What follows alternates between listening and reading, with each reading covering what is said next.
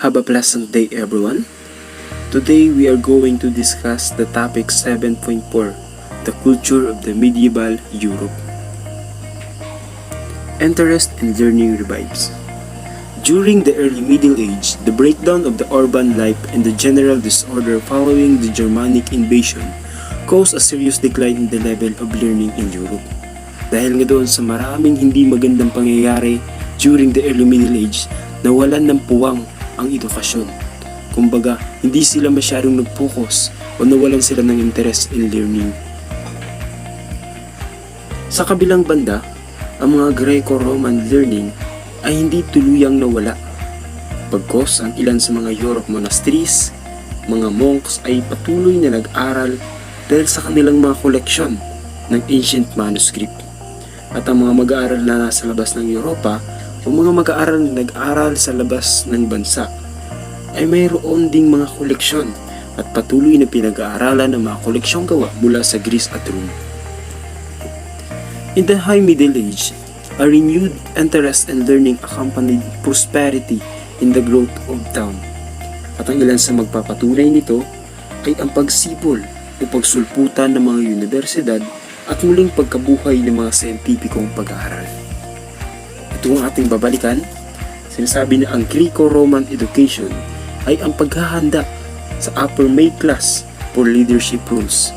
Dahil kung ating usisain, mas nagpupokus sila sa mga kalalakyan dahil sa panahon ng Middle Age, ang mga kababaihan ay walang karapatan na mamuno. They tried to educate the person rather than to impart the knowledge.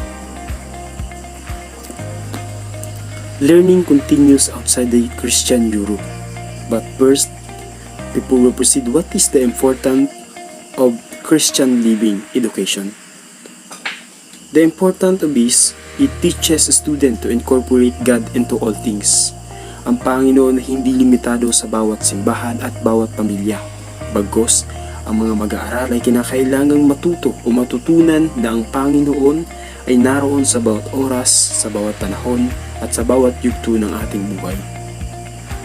During the High Middle Ages, ang kalakalan ay nagdala sa Western Europeans na magkaroon ng ugnayan sa sibilisasyon ng Byzantine Empire at ang Muslim world.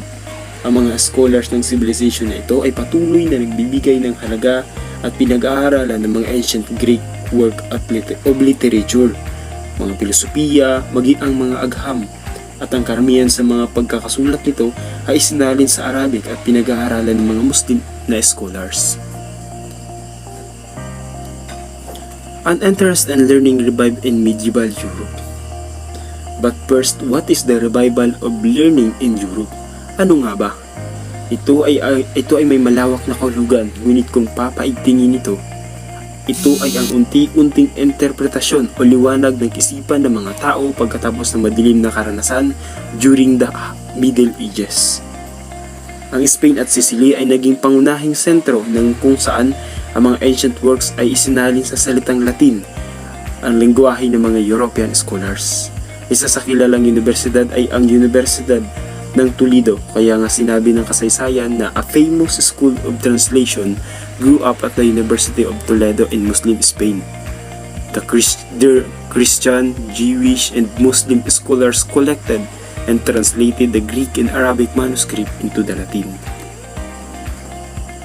Then the court of the Norman rulers of the Sicily also attracted scholars from the Byzantine Empire and the Muslim lands in the Mediterranean. Medieval universities developed. How? Sa Europa, ang pagsibol ng mga bayan at lungsod at ang Middle Age ang naghikayat sa muling pagsibol o pagkabuhay ng pag-aaral ng karunungan o karunungan. Siyempre dahil sa paunti-unting pagunlad ng mga taong nakatira sa bayan, ay nagkakaroon sila ng oportunidad na magkaroon ng sapat na kita o pera upang matustusan ang pag-aaral ng kanilang pamilya o mga anak.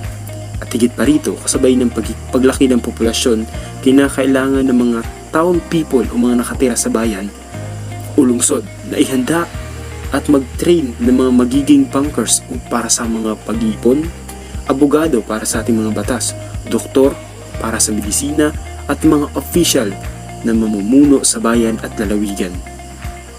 Kaya ang pag-aaral sa sa mga paaralan ang kanilang naisipan at kinakailangan upang gawing handa sa mga ganitong uri ng propesyon.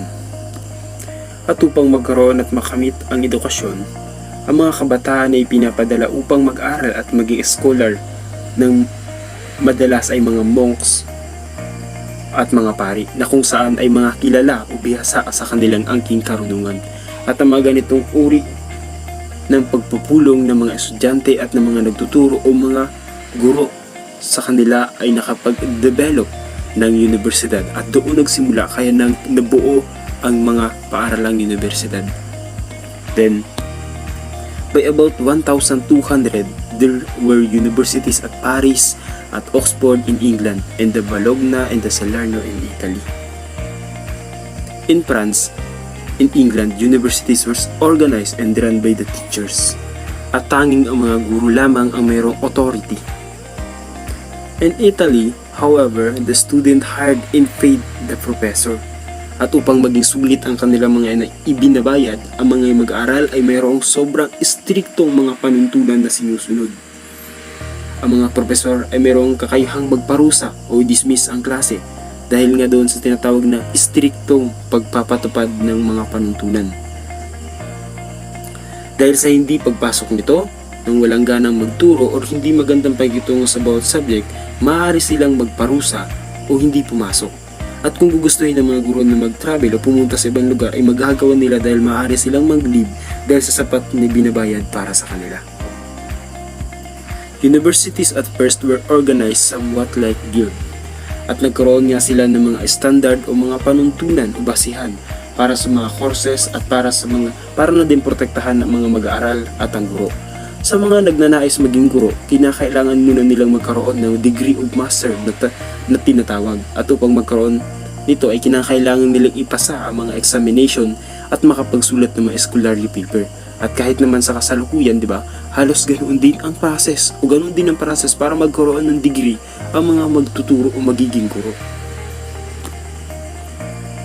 In the basic curriculum included in the liberal arts, unang-una yung grammar, which is Latin language and literature, the rhetoric, composition in speech, logic, the art of the reasoning, then arithmetic, geometric, astronomy, and the music.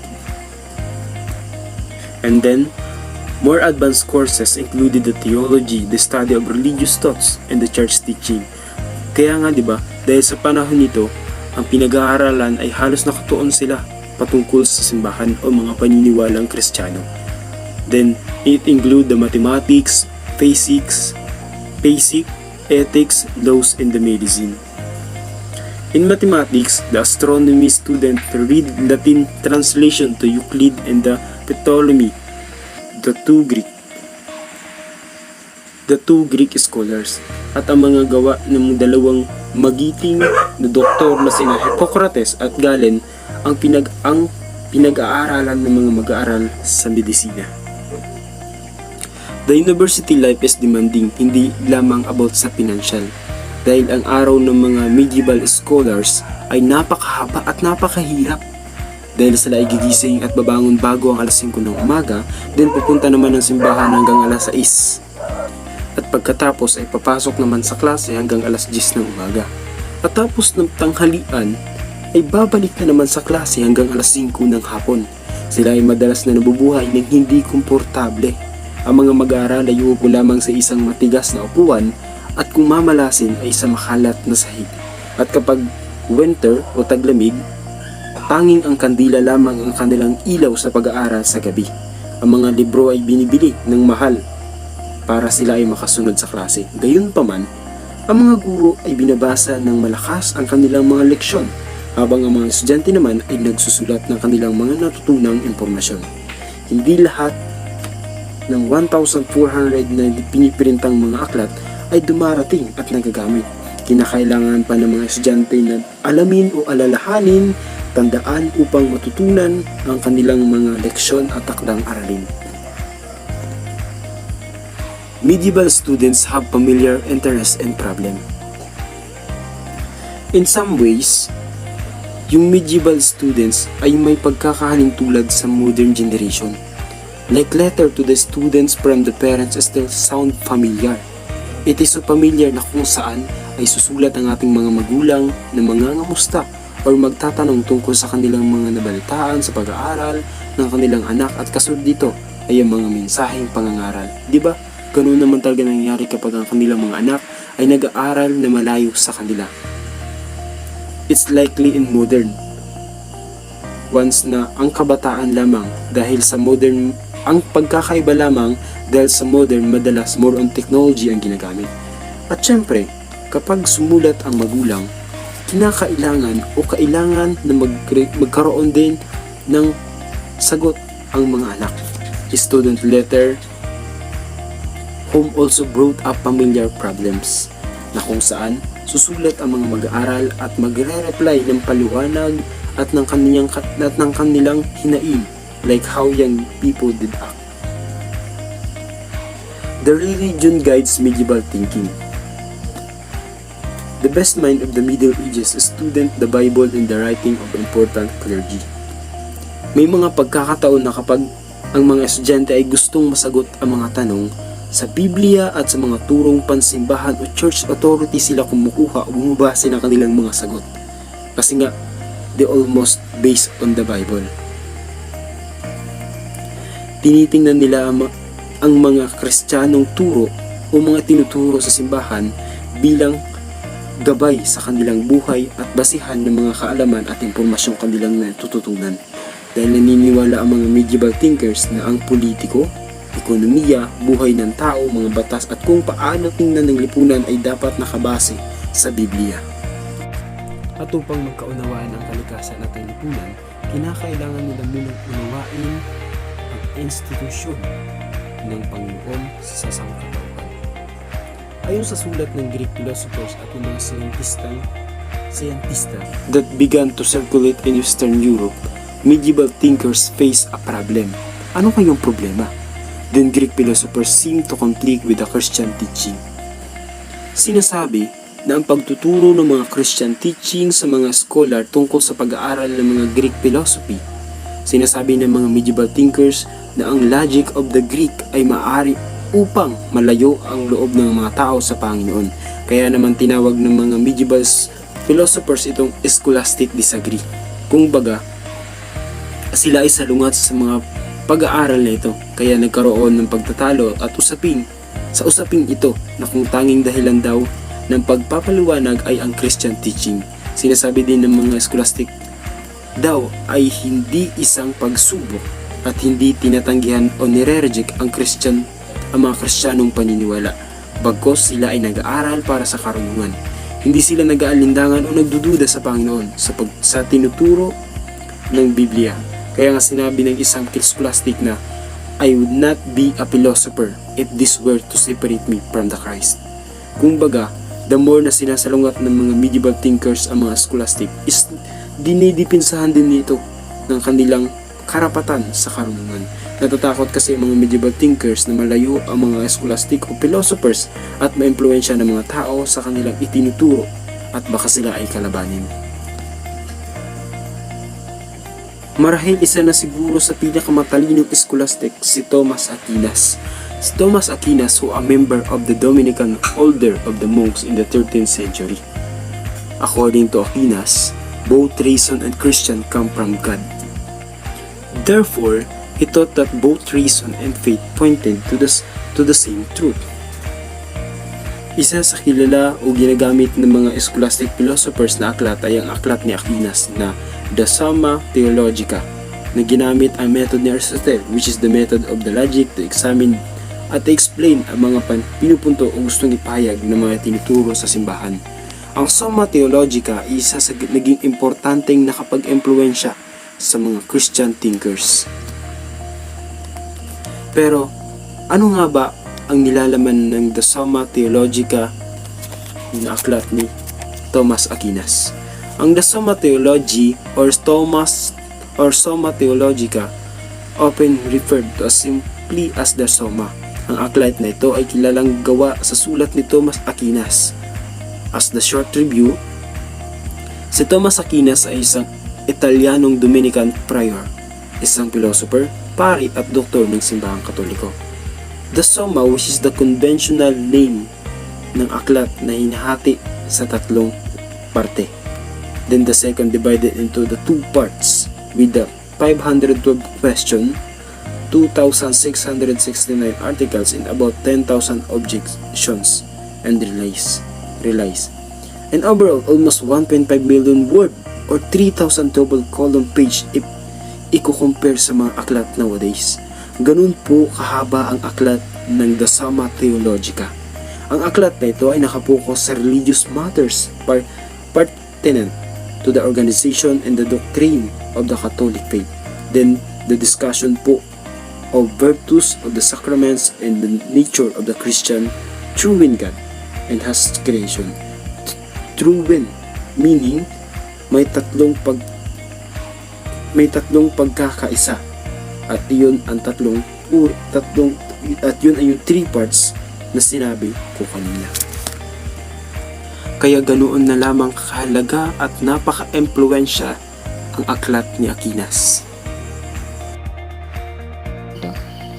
Religion influences the medieval view of universe. So, nung panahon ng mga medieval, ang mga tao ay naniniwala na ang Earth ay ginawa ng Diyos para talaga sa mga tao. And the Earth had place in the center of the universe. Medieval thinkers were centered that the moon, sun, and star were pure and unchanging. And also, naniniwala rin sila na mayroon itong kanya-kanyang laws of motion.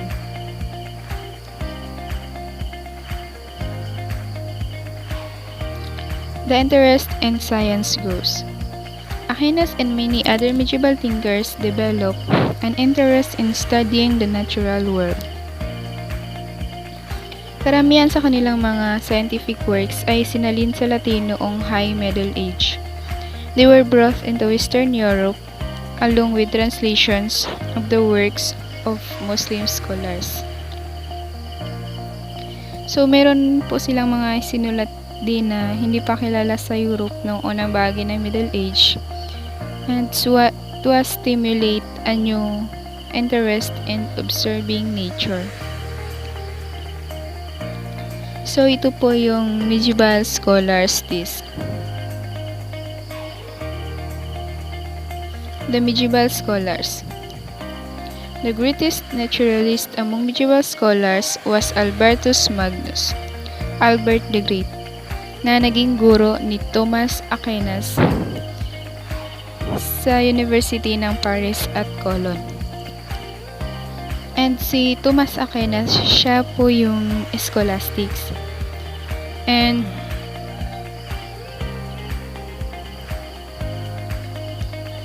Aquinas used Aristotle's method of logic to examine and explain certain points in church teaching.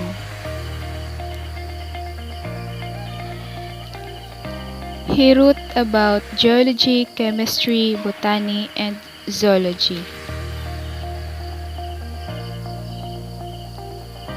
His interest in the world of nature shown in this passage. I have examined the anatomy of different species of bees. In the rear part of this, behind the waist, I discovered a transparent, shining bladder. If you taste this with your tongue, in the body, there is only an insignificant spiral-shaped intestine and nerve fiber which are connected with the sting. All this is surrounded with a sticky fluid. So, yun po yung eksperimento ni Bacon. Ay, ni Albert po.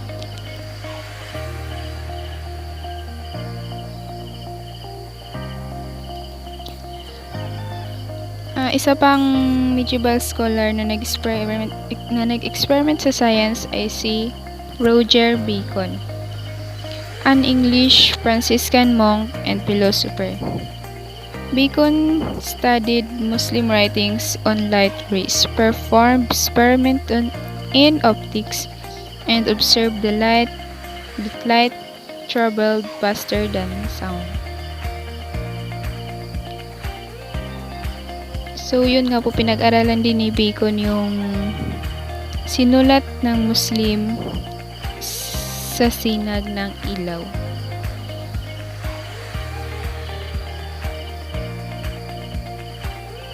He is often credited with inventing gunpowder. Mahilig din po siyang gumawa ng mga pulbura. He predicted that one day, ships move without rower. Also, flying machines can be constructed so that man sits in the midst of the machine turning some engine by which artificial wings made to beat the air like a flying bird and could be made for walking in the sea and river, even to the bottom without danger.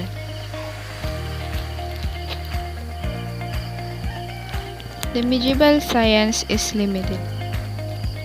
Although medieval scholars made important experiments and observation of nature, ang kanilang investigasyon ay madalas na hinaluan ng mga ideya based sa magic, superstition, and folk legends. Ang kanilang mga experiments at kagamitan ay pinagtatakhan ng mga tao. Katulad ng scholar na si Roger Bacon na madalas gumamit ng pangkukulam or sorcery. Some medieval scholars studied astrology and alchemy. Isang sinaunang pag-aaral na kalaunan ay lumago sa modern chemistry. Gayunpaman, sa panahon ng medieval, ang alchemist ay naghanap pa rin ng mga magic formulas. Tulad ng gagawing ginto ang tingga. Nagpatuloy din ang paniniwala ng mga medieval scholar sa mga maling teorya ng mga naunang Greek and Muslim scientific thinkers. 7.4.2 New style developed in medieval art. Content. Very modern and the highest Middle Age intellectual life revised as shown by the rise of the university and the new interest and classical learning. Development in literature, the art, and the architecture were other signs of the flourishing culture of the time.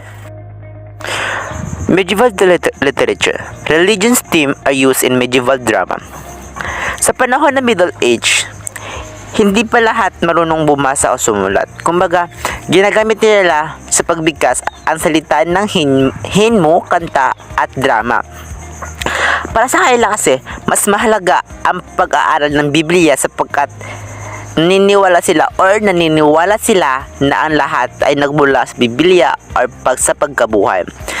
Simula sa pag-unlad ng religion drama or dula, ito'y kinatawan ng bawat isa or kumakatawan sa mga birtud at bisyo ng tao gaya ng laman ng good deeds or great. Local language are used in literature. Noong panahon ng mga Romano, ginagamit nila ang wikang Latin sa kanilang pang-araw-araw. Katulad din ng Italian, French, Spanish o Romanian ay gumagamit din ng wikang Latin. Kaya nila ginagamit ang wikang Latin dahil ito ang kanilang kinamulatan o ito ang kanilang kinalakihang wika. Nasabi din na ang mga lumang alamat ay isinulat ng mga katutubong wika dahil karamihan sa mga ito ay epekto sa medieval na nagmula sa hilagang Europea. Isa dito ay si Beowulf, ang isa sa pinakamatandang mahusay na akda ng pampanitikan na gumawa ng isang tula or alamat na pinamagatang Danish na kanyang isinulat noong unang bahagi ng ika-8 siglo sa Anglo-Saxon, isa sa mga wika ng England. Ayon sa tula, isinasalaysay nito ang bayaning Beowulf na pumatay sa halimaw na si Gridle bago naging hari ang kanyang mga tao. Court Trevados Right of Love. Sa Court of Trevados Right of Love, ang vernacular ang ginamit ng mga makata sa medieval na sumulat ng mga may ikling taludtod, kanta o mga religious tema. Ang kanilang mga tula ay parang isang marangal na babae no kung saan pinupuro nila ang kagandahan at katapatan ng mga awit. Hindi tulad ng mga minstrel na ang mga profesional na entertain ang mga poster musician o trebados ay karaniwang ang mga maharlika. Kumbaga magkaiba ang gawain ng maharlika sa mga awit. Ang awit ng pag-ibig ay pinuri ng mga kababaihan dahil sa kagandahan at pinahayag ang kagalakan at sakit ng pag-ibig. Ito ang isa sa mga awit o taludtod ng pag-ibig. Sasabihin ko sa kanya na mahal ko siya. Maaari ko ba matuklasan ng aking mga labi kung ano ang dapat sabihin ng isang manliligaw? Kahit na sumusumpa ako, sasambahin siya tuwing bumangon ako. Gayon pa man, kapag ako ay nasa harapan niya, lumilipad ang lahat ng aking kahusayan sa pagsasalita. Daling sabi, walang manliligaw na hindi tumitiklop o kaya magsalita kapag kaharap mo na ang iyong minamahal. Dahil kahit isa ka pang mahusay na tagapagsalita, matatamimi ka dahil sa hiya at kaba na iyong nararamdaman. Courtney Love Set New Standard. Sa Courtney Love Set New Standard, ito ay ang pagrespeto, gentleness at consider the idea of romantic love and development. Dahil naniniwala sila na ang pag-ibig ay nakakabuti sa tao sapagkat nagbibigay ito ng isang inspirasyon. Hindi lamang sa pagpapakita ng pag-ibig kundi kasama na rin dito ang pagpapakita ng katapatan at kagandahan. Hindi lamang sa katapatan at kagandahan. At higit dito ay ang kasanayan sa paggamit ng salita upang maipahayag ang kanyang sarili. Dante creates a masterpieces and the vernacular. Si Dante ay isang makata ng Middle Age kung saan isa rin siyang manunulat ng pag-ibig. Isa rin siya sa mga gumamit ng vernacular. Sinasabi nga sa masterpieces and the vernacular, yung journey ni Dante is pa a description lang. Parang ginawa niya lang to heal purgatory of paradise. Parang ginawang guide ng mga Roman film. Sinasabi doon na within this framework, hindi mabubuo yung isusulat ng mga medieval na Italy. Kaya parang nakakatulong yung journey Devin to establish a vernacular as a literary language. Yung journey ni Dante pala, parang siya yung naging daan para ma-establish yung sinasabi nilang a poem na gagawin ng medieval Italy. So ayun na nga, to describe medieval society and late and the 14th century as English poem, si Geoffrey Chaucer ay nagsulat ng narrative poem na tinawag na Canterbury Tales at siya yung naging masterpieces of English literature. Siya rin ang kilalang nagpinta ng malinaw o mas masiglang larawan ng araw-araw na pamumuhay ng mga medieval Europeans. Now, let's talk about the medieval musicians and the art and architecture they had. Musicians of the Middle Ages. Every instrument in a modern band or orchestra has at least one ancestor in the musical instruments of the Middle Ages. While few musicians today are equally skillful on guitar, violin, trumpet, flute, bagpipes, and drums, the medieval jongleur was expected to play at least 9 or 10 of the hundreds of different instruments available. Unlike the troubadours, who were knightly poets and composers, the jongleurs were professional traveling entertainers. So sa musical instrument ng Middle Ages, ang bawat instrumento sa isang orkestra o banda ay may hindi bababa sa isang ancestor.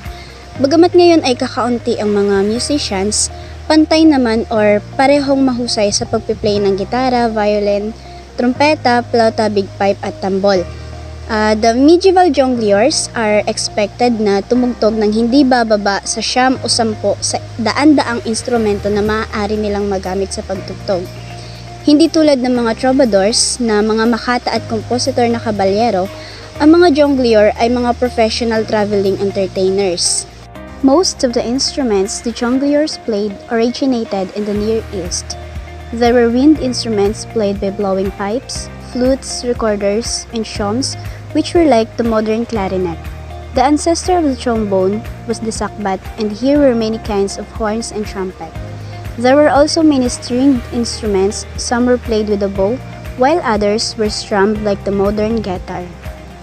So karamihan sa mga instrumentong tinutugtog ng mga jongleur ay nagmula sa Near East.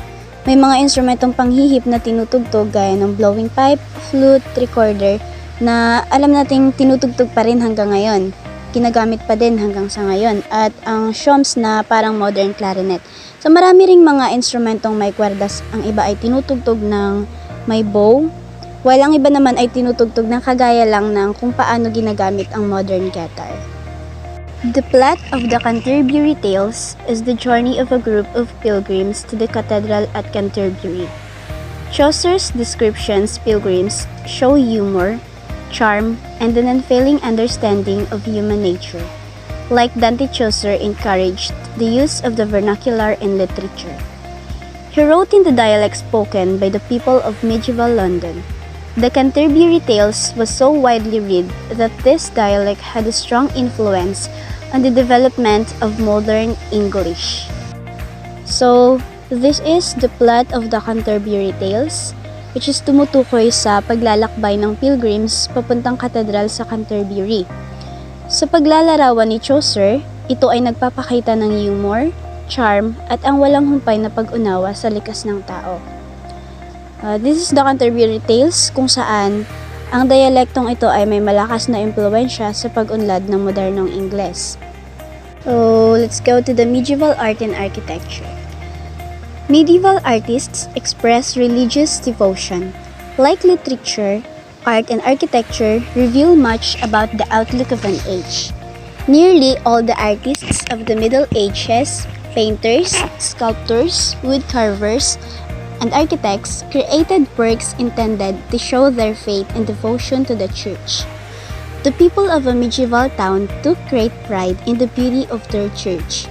To decorate it, artists and artisans created paintings, carvings, tapestries, and stained glass windows. These depicted the scenes in the lives of Jesus and of the saints. Since many people could not read, these works of art helped them become familiar with Bible stories and church teachings. So, the medieval artists ay nagpapahayag din ng devotion sa religion.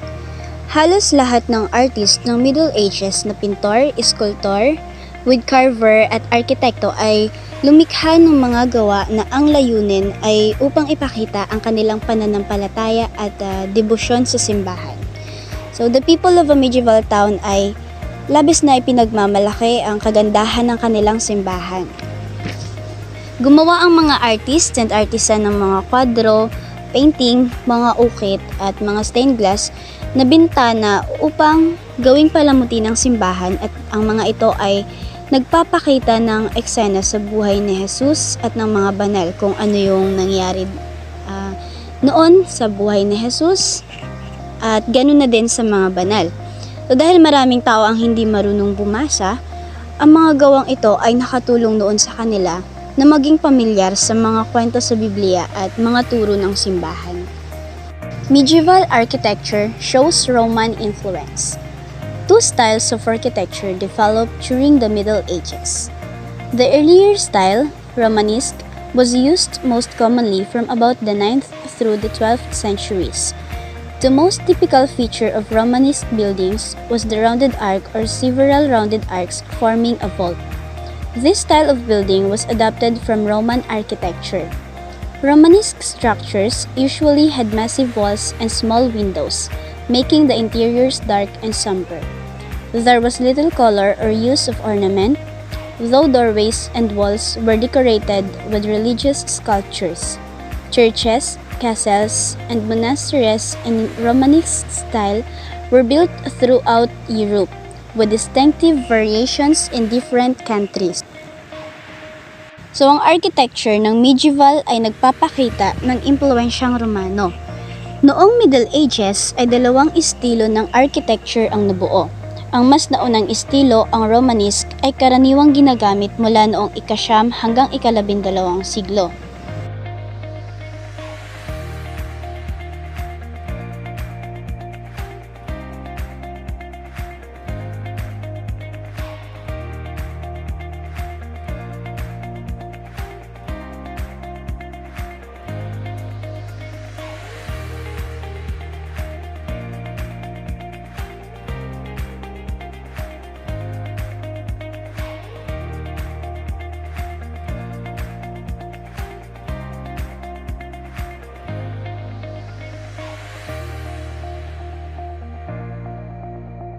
Gothic architecture evolves. The walls of Romanesque buildings were massive because they had to support the weight of the roof. Late in the 12th century, stonemasons began to construct buildings that were higher and more graceful. Instead of using rounded arcs to support the roofs, they designed pointed arcs. To take care of the weight of the roof, the walls were supported from the outside by leaning arcs called flying buttresses. The walls could, therefore, be made taller and less massive, and much of the wall space could be used for beautiful stained glass windows. So, umunlad ang architectures ng Gothic. Ang mga pader ng mga Romanesque na gusali ay malalaki dahil kailangan nilang suportahan ang bigat ng bubong ng gusali. So, ang mga stonemason ay nagsimulang magtayo ng mas mataas at mas magandang gusali. Sa halip na gumamit ng mga bilugang arko upang suportahan ang mga bubong ng gusali, nagdisenyo sila ng mga matulis na arko. Gumamit sila ng tinatawag na flying buttresses upang gawing pansuporta sa mga dingding nang sa gayon ay mapangalagaan ang bigat ng bubong. The new style of architecture came to be called Gothic. The high arc ceilings and tall windows made Gothic buildings lighter and more spacious than Romanesque structures. Gothic architecture came to be used for castles, college buildings, and town halls. Its first and most impressive use, however, was the soaring graceful Gothic cathedral. So, ang bagong estilo ng architecture ay tinawag na Gothic. Ang matataas na arko na kaysame ay ginawa nilang mas magaan at mas maluwang ang mga gusaling Gothic kaysa sa mga estrukturang Romanesque. Dito ay ginamit nila ang Gothic architecture para sa mga castles, college buildings at mga bulwagan. Ang pinakauna at pinakakahangahangang paggamit nito ay ang mataas at magandang Gothic cathedral. The building of a great Gothic cathedral might take many years. Its construction was an act of religious devotion in which an entire town took part. The wealthy gave their money, the poor their labor, and the artisans their skills to make these buildings beautiful works of art. The Gothic cathedrals were a profound expression of medieval religious feeling. Ang pagtatayo ng isang mahusay at magandang Gothic cathedral ay maaaring tumagal ng maraming taon. Ngunit nagtulong-tulong ang buong bayan nila upang maitayo ito. Ang mga mayayaman ay nagbigay ng kanilang pera, ang mga mahihirap naman ay ang kanilang pagtatrabaho, at ang mga artisan ay ang kanilang kasanayan upang gumawa ng mga gusali, mga gagandang gawa ng sining. Ang Gothic Cathedral na kanilang itinayo ay isang malalim na pagpapahayag ng relihiyosong damdamin ng medieval. 4.3 The Middle Age draws to close. In the 14th century, medieval civilization underwent great upheavals. The economic distress, a decreasing population, devastating warfare, and weakening of the power of the church were signs of these difficult times. They were also signs that the medieval period was coming to an end. Kaya nasabi na yung Middle Age drawn to close kasi medieval civilization ay nagkaroon ng malaking pagbabago kung saan yung economic niya ay parang bumaba na, and yung bumaba na rin yung population, and yung sinasabi din na nangihina na din yung power ng church nang nagkaroon ng difficult times. Famine and disease bring a drop population. In the Middle Age, Western Europe was burdened with economic problems. The earlier increase in agricultural production did not continue. Not much was known about methods of keeping soil fertile. As a result, the soil and heavily farmed areas became worn out and unproductive. In the late Middle Age, there were periods of severe famine when starvation was a frequent threat. Bubonic plague was the greatest blow of the 14th century in Europe. Perhaps the worst natural disaster in human history, known as the Black Death. The bubonic plague was carried by flesh of rats. An Italian ship returning from the Black Sea ports carried the plague to Sicily. Perhaps 20 million people, between a third and half of European population, died from the plague, and they believe that the plague is a punishment from God.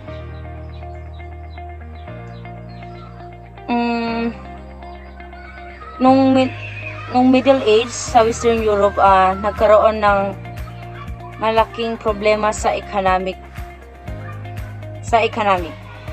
Nung panahon, tumataas yung agricultural production, ngunit hindi ito nagtuloy-tuloy.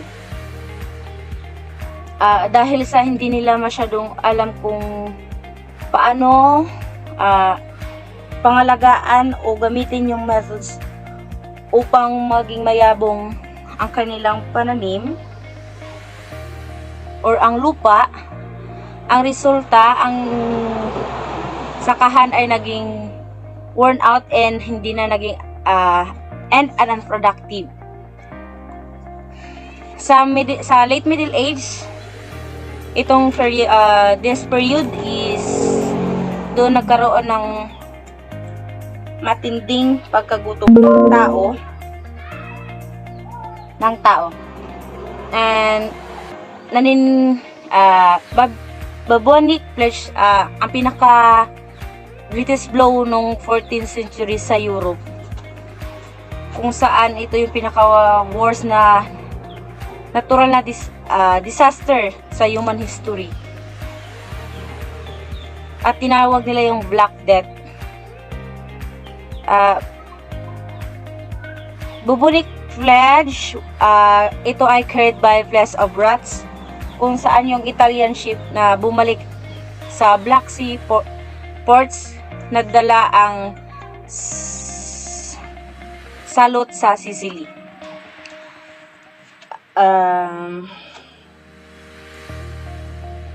At dahil sa sakit na kumakalat or salot na kumakalat, 20 million people, between a third and half of European population, yung namatay dahil dito.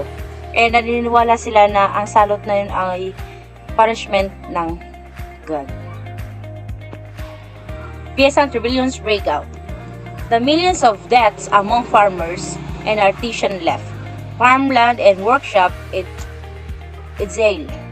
Fewer crops and goods were produced, and both wage and prices raised, and nobles demands more taxes from peasants.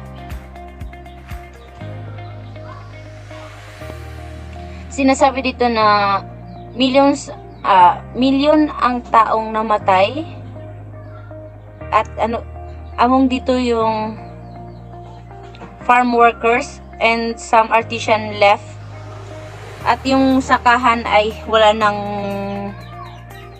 gumagawa. Some crops and kung saan ang sakahan ay wala nang gumagawa o nagtatrabaho. Kahit ito ang dahilan kung bakit kakaunti ang naging crops and goods produced in both wage and naging prices, kung bakit naging mataas yung presyo. At ang dahil din sa nobles demand more taxes from peasants, kahit maghimagsik ang mga magsasaka. John Ball and Ward Tyler led English peasant in a revolt against new taxes, and si John Ball arose the peasants in a speech attacking the inequality between them and rich. Si John Ball and Ward Tyler ang siyang nanguna sa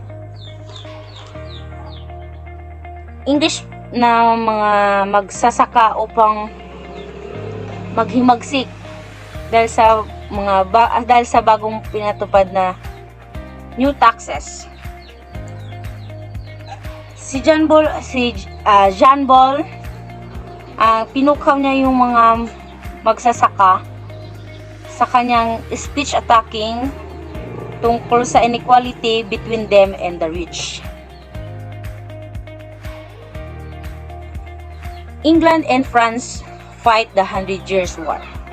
The long-distance dispute between the kings of France and England wrote on a series of destructive conflicts known as the 100 Years' War noong 1337 to 1453. The 100 Years' War continued on and off throughout the 14th century. Fought entirely on the French land, it caused great suffering for the French peasants and townspeople. Many were killed and much valuable farmland was destroyed by marauding bands of soldiers. Dahil sa mahabang pagtatalo sa pagitan ng hari ng France and England, ito ang naging dahilan kaya't hindi nagkasundo. At ito rin ang dahilan kung bakit nagkaroon ng 100 Years' War simula noong 1337 to 1453. At dahil din sa patuloy pa rin yung war nung on and off throughout the 14th century, ito ang naging dahilan kung bakit naghihirap o nagsasuffer yung mga French na magsasaka.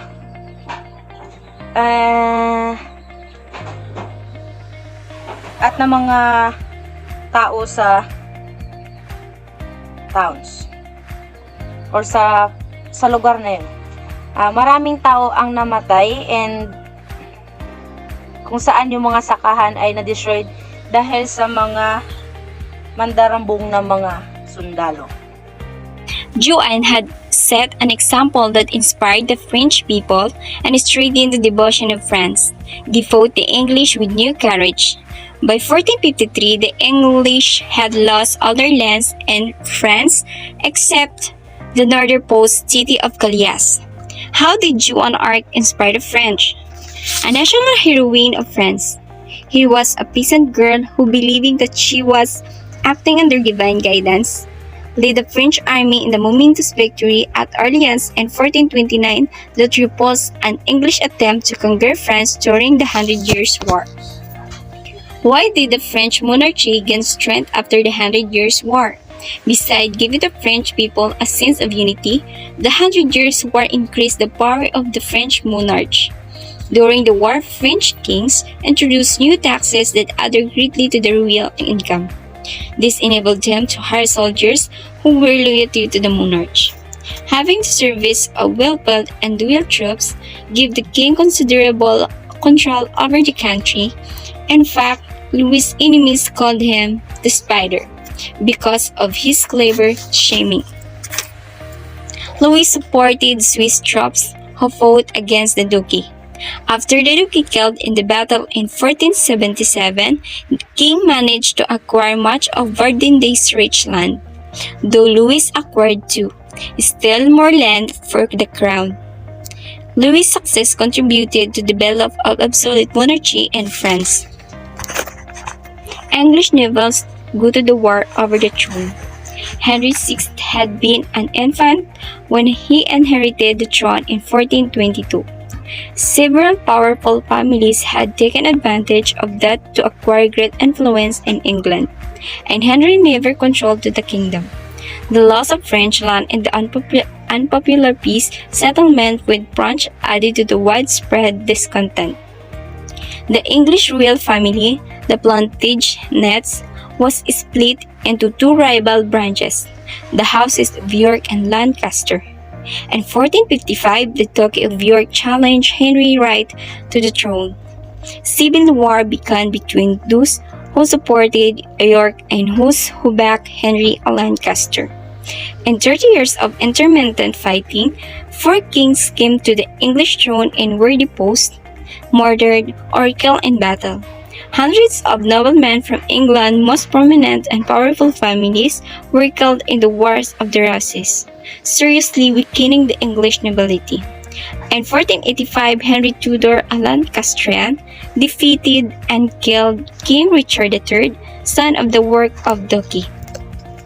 After that, he became king as Henry VII and devoted his reign on 1485 until 1509 to unifying England. After that, Henry married Elizabeth of York and was the founder of the Tudor dynasty of monarchs. So now let's proceed to the papal authority declines. So what caused the weakening of papal authority? So in the late Middle Age, the power of monarchs grew. So ang kapangyarihan ng mga monarko ay mas umigting.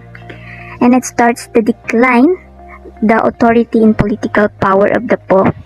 So this change in papal authority became evident when Pope Boniface VIII came into conflict with Philip IV of France in the year 1296.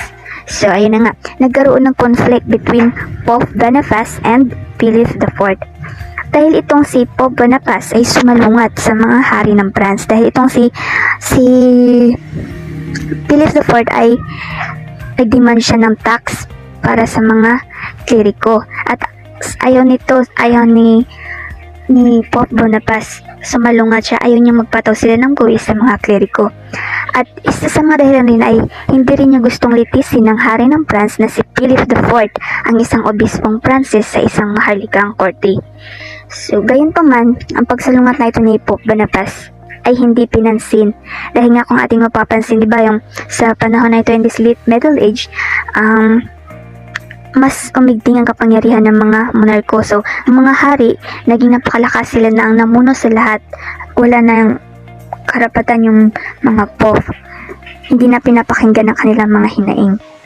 So, in 1305, through the influence of Philip IV, King of France, the papal court was moved from Rome to a big Avignon. So, ayun, dahil sa influensya ng si Philip IV, ang hukuman ng mga pope ay inilipat mula sa Roma patungo sa isang malaking Avignon. And this period has become known as the Babylonian, when the pope were dominated by French monarchs, and the late Middle Age saw the religious conflict as well. The papacy again became involved in a power struggle with king's captivity. The papal palace today remains a symbol of this period of exile. Christians called for reforms in the church. So many Christians felt that certain popes behaved more like princes, concerned with political power than like spiritual leader. So reason why Christian call for reforms because they believe that the church should be confined itself to religious matters and not interfere with monarchs. So maraming Kristiyano naniniwala na ang simbahan ay dapat nakatuon ang sarili sa mga relihiyosong bagay at hindi nakikialam sa mga kapangyarihang pampolitika. Reformers also attack the church for its wealth and argue that the clergy should be subject to the laws of the state. And they want also that the clergy return to simple piety of the early followers of Jesus. The Middle Age leave an important legacy. So what the Middle Age important legacy? People later began to appreciate the richness and creativity of medieval civilization and the important change that occurred in the Middle Age. England and France were strong United States. Monarchs had great power, but people had begun to gain a voice in government through representative parliaments. So to nag-start na pahalagahan ng mga tao ang kayamanan at yun ang sibilasyong medieval at ang mahalagang pagbabagong naganap noong Middle Age. Nagkaroon na rin ng pagkakaisa at pag-unlad ang bawat bansa. Christianity and the Church remain important in people's lives and in cultural developments, but the political power of the Church was lessening, and these changes were all signs that the medieval period was gradually coming to an end. And that is the end of our presentation. Thank you for your time. Mag-ingat po tayong palagi and God bless. Thank you.